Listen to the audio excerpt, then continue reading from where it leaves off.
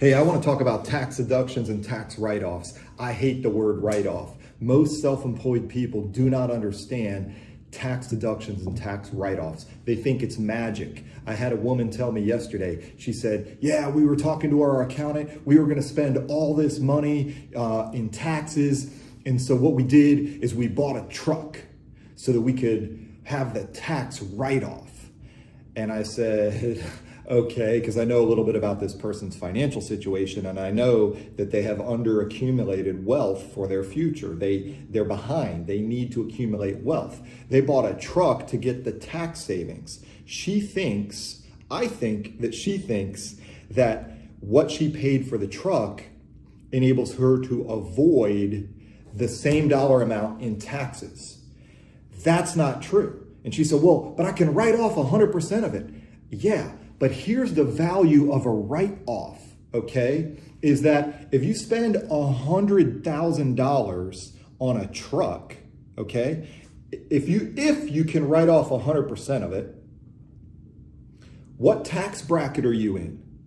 Are you in the 25% tax bracket? If you're in the 25% income, ordinary income tax bracket, and you can write off $100,000, then you receive a 25% of that tax savings. That's $25,000. So tell me how much financial sense this makes. I'm gonna buy a $100,000 item. I'm gonna give away $100,000 of my money to get a $25,000 tax savings. I just spent $75,000. Why would I do that? There's only one reason to really do that. Is if you really are going to purchase a vehicle, if you really need to purchase a vehicle, and maybe you fast forward it, and instead of purchasing in January, you do it in December so that you get the tax savings for that tax year. You get it a lot sooner.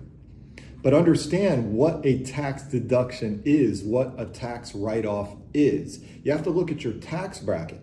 If you're in the 15% tax bracket, then whatever you spend, or whatever you deduct rather, the value of it in tax savings is 15% of the amount you spent. So you spend $100, it's a write-off, but you save $15 in taxes.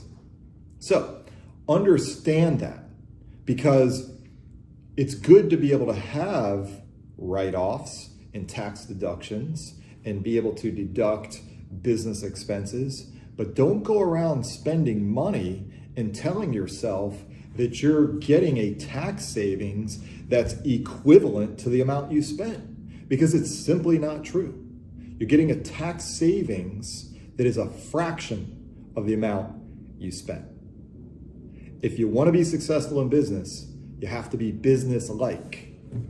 And you need to know these things so that you make good financial decisions, because it's good to save money on taxes, but the bigger picture is how much money are you keeping in your pocket and how much wealth are you accumulating. And if you're going around leasing expensive cars or buying expensive cars and buying something you shouldn't buy because you think it's a tax savings, you're not helping yourself build wealth or build financial security.